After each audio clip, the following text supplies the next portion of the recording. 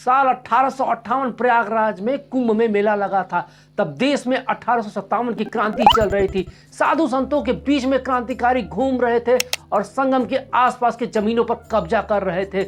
लोगों को कुंभ में आने से रोका जा रहा था। उनको खबर मिली थी कि रानी लक्ष्मीबाई प्रयागराज में एक पंडे के पास ठहरी हुई हैं। तब वह रानी को गिरफ्तार करने के लिए पंडे के पास पहुंच जाते हैं और रानी को वहां से निकल चुकी थी और पंडे के ऊपर केस चलता है और पंडे को फांसी दे दी जाती है। इधर रानी ग्वालियर पहुंचने की तैयारी कर रही थी। अंग्रेज फौज के पीछे पड़ी हुई थी, रानी का पीछा कर रही थी और अंग्रेजों ने जिस टीम का गठन किया था उसका नेतृत्व कर रहा था कर्नल रैली। रानी और अंग्रेजों के बीच में जबरदस्त मुठभेड़ होती है और रानी लक्ष्मीबाई पूरे जी जान से अंग्रेजों के ऊपर टूट पड़ती है। तभी एक अंग्रेज सैनिक उनके माथे पर वार करता है और रानी के छाती के निचले हिस्से पर वार करता है और रानी अपनी पगड़ी से बहते हुए रक्त को रोकना चाहती हैं, फिर भी वह अपने आगे बढ़ती हैं। अंग्रेज सैनिक को मार देती है। तभी दूसरा सैनिक उनको पीछे से गोली मार देता है। रानी घोड़े पर गिर जाती है और रानी के वफादार सैनिक गुल मोहम्मद व रघुनाथ सिंह उन्हें लेकर के पास के संत गंगादास के आश्रम पर लेके जाते हैं और वहां पर गंगादास जी सैकड़ों साधु वहां पर रहते हैं। रानी को देखते ही गंगादास पहचान लेते हैं क्योंकि रानी उनकी शिष्या थी। तभी वहां पर अंग्रेज आ जाते हैं। इसके बाद क्या हुआ वह एक जबरदस्त कहानी है।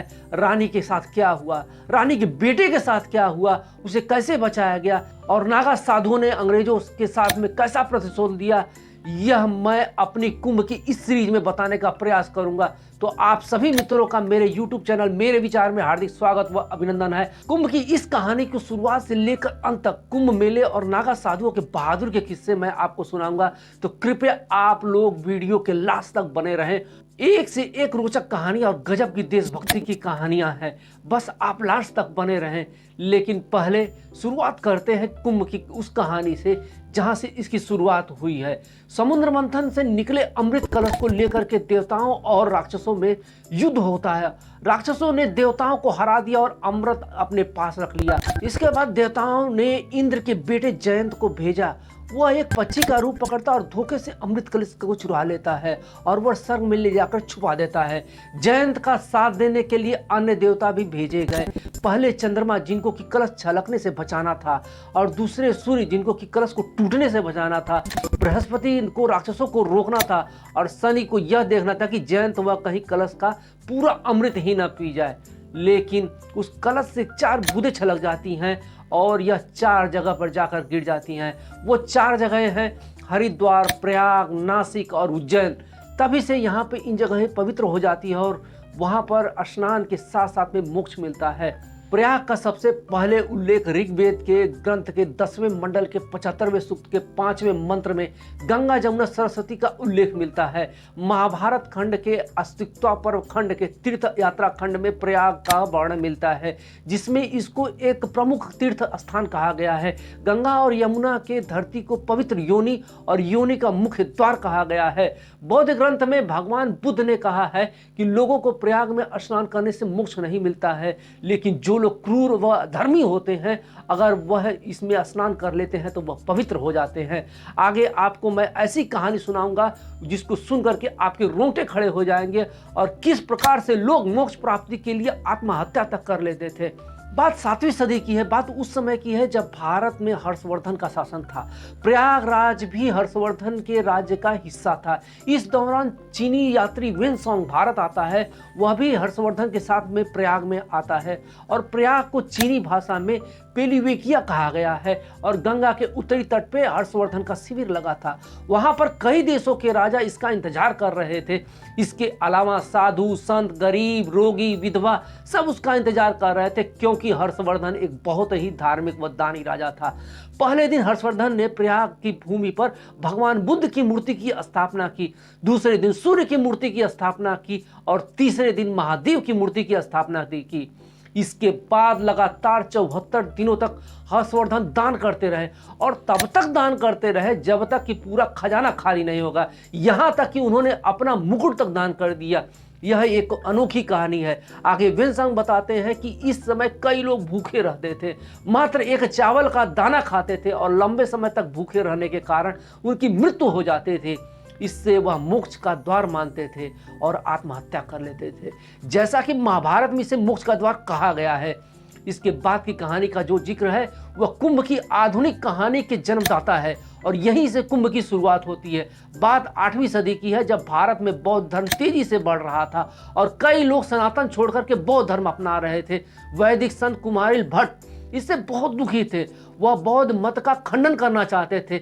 इसके लिए वह पहले बौद्ध मत को समझना चाहते थे। बौद्ध धर्म की शिक्षा के लिए वह बौद्ध गुरु श्री निकेतन के पास गए। लंबे समय तक उनके पास रहकर उन्होंने बौद्ध धर्म का अध्ययन किया। इसके बाद वैदिक धर्म के प्रचार प्रसार में वह लग जाते हैं। इसके बाद कुमारिल को यह एहसास हुआ कि उन्होंने अपने गुरु के साथ में धोखा किया हुआ है, झूठ बोलकर उन्होंने दीक्षा ली हुई है। इसका वह पश्चाताप करना चाहते हैं। तब के समय गुरु द्रोह का दंड तुसानल मतलब भूसे की आग में जल करके स्वयं को भस्म करना था। कुमारिल ने तुसानल के लिए प्रयागराज को चुना। जैसे ही वो भूसे की आग में बैठे तभी वहां से आदि शंकराचार्य गुजर रहे थे। उन्होंने कुमारिल के बारे में सुन रखा था। शंकराचार्य ने अपना परिचय दिया और बोले, मैं तो तुमसे साक्षात करने के लिए आया था और आप इस तरह से ध्यान त्याग रहे हैं। अगर आप आज्ञा दे तो मैं आपके ऊपर पवित्र जल छिड़क देता हूँ और आप पुनः जीवित हो जाएंगे। कुमारिल बोले, नहीं, मैंने गुरुद्रोह किया है। और यह कहते हुए कुमारिल ने अपना देह त्याग दिया। इस घटना से शंकराचार्य बहुत दुखी होते हैं और इसके बाद शंकराचार्य ने 4 मठों की स्थापना की। ऐसा माना जाता है कि चारों जगहों पर लगने वाले कुंभ से ही उन 4 मठों की स्थापना का ध्यान आया। इसके बाद अखाड़ों की व्यवस्था की गई और परंपरा के अनुसार शैव, वैष्णव और उदासीन पंथ के मान्यता के 13 अखाड़े हैं और शैव सन्यासी संप्रदाय के 7 अखाड़े हैं और उन्हीं अखाड़ों के माध्यम से आध्यात्मिक चर्चा हेतु एक जगह पर संतों को इकट्ठा करने के लिए कुंभ की स्थापना की गई। यहाँ पर धर्म को लेकर शास्त्रों पर शास्त्रार्थ हुआ करते थे। काश आज के समय में शास्त्रार्थ की चर्चा होती, धर्म को राजनीति से दूर कैसे रखा जाए इस बात पर चर्चा होती। खैर, नागा साधु न केवल अपने अलौकिक भक्ति के लिए प्रसिद्ध है बल्कि अपनी बहादुरी के लिए भी प्रसिद्ध है। घटना है 1398 की, जब समरकंद का आक्रांता तैमूर लंग भारत में आक्रमण करता है और अपनी आत्मकथा तुजुके तैमूरी में लिखता है कि मलिक शेख पर फतह करने के बाद मुझे खुफिया जानकारी मिली कि यहां से 2 कोस की दूरी पर काफी संख्या में हिंदू लोग अपनी पत्नी और बच्चों के साथ में इकट्ठा हुए हैं और उनके पास अथाह धन व पशु हैं। मैं तीसरी पहर का नमाज अदा किया और उमेर सुल्तान के साथ दर्राए कुटला की ओर रवाना हो गया। यह घटना है हरिद्वार कुंभ की, जहां पर तैमूर लंग मंदिरों को लूटना चालू कर देता है और महिलाओं को बंधक बनाना चालू कर देता है। जब नागा साधुओं को इसके बारे में पता चलता है तो वह सभी मिलकर तैमूर लंग पर हमला कर देते हैं और तैमूर अपनी सेना को लेकर के वहां पर भाग खड़ा होता है।